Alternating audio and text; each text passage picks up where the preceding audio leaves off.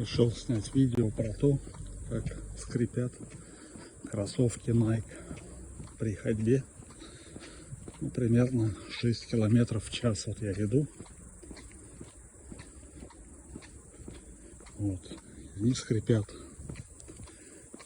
на всю улицу. Вечером, летним я вот иду. Как вам такой, ребят? Кроссовки Nike стоимостью там что-то в районе 8000 рублей.